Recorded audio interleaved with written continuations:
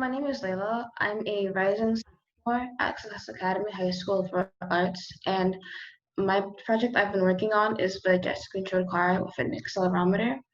And my first step for my project was to build my chassis. And um, this is my chassis, and then um, I had a lot of components to put on my chassis, within the first week, which was challenging because I had to understand what a motor driver was, which is this red thing. And what a motor driver does is that it connects these motors along with my Arduino Uno and my battery pack to give it power. And what the Arduino Uno does is that it's a computer processor, so it delivers the code from the motor driver and then to the motor. So then my motors can, they know which direction and which speed that I would want them to move in. And then my next milestone after I've built this cart was to work on my gestures for my accelerometer, which is, well, this is the final product of what I built. And well, it's a lot of stuff on here, but simply what it is there's another computer processor called an Arduino Nano, and what this does is that this connected with my NRF modules, which is like a walkie-talkie, because this plus these antennas together communicate with each other. And with the Nano, this is called a transmitter, and this one here is called a receiver. And that's how I got the two controller and car to communicate with each other, so that way my gestures can turn into code for it to move forward. And the way how I did that was I used an accelerometer, and an accelerometer it measures positions. So that way when you put the glove on and then I go into my positions, the accelerometer reads a number greater than 3, then the robot will move forward, because in the program, a value greater than 3 triggers gesture 1, which is moving forward. And then once I got that set up, I also had to fix some problems I had with my Nano, because with all this power going into it, because I have an NRF and an accelerometer, I had battery issues, which is what I'm having now, because now it won't turn on.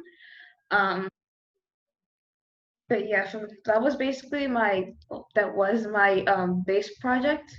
And so for my modifications, I took a ultrasonic sensor, which is this really eye-looking thing. And what it does is that it measures distance. And my modification, it was supposed to be for um, obstacle avoidance. And with obstacle avoidance, I was able to use the sensor to measure distance from an object, so that way it would stop. And instead of continuing to follow the autonomous command with the gestures, once programmed for distance that's greater than 35 centimeters, the car would stop, and then it would switch to my programmed command, which then will allow me to go back to my autonomous command and control it, while also for it to be around its surrounding, the sensor also letting me know that if, say, the driver would be out of sight of the car would stop, and then it would send a signal to the transmitter, and with the transmitter it would let me know that the car had an obstacle in front of it, and therefore I would change the command to autonomous again and use my gestures. Yeah.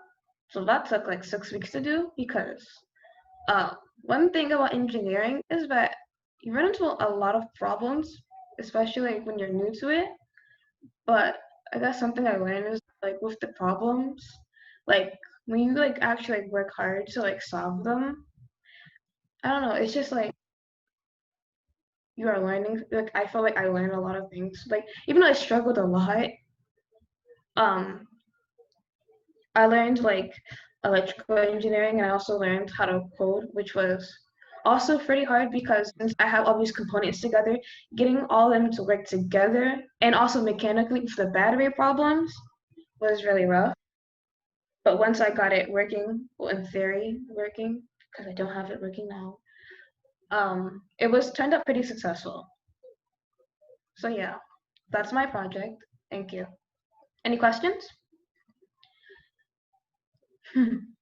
Yeah, you're gonna get used to solving problems if you stick around with engineering, because they only get harder. That's the truth. Excellent, excellent presentation. You definitely did make me tear up a little there at the end, Lailah. It's all good. It's a very good reflection. All right, thank you. Round of applause for Lailah. Excellent work. Girl, you did so much. It was such a good job. All right, next up, we're going to hear from another one of Amon's students.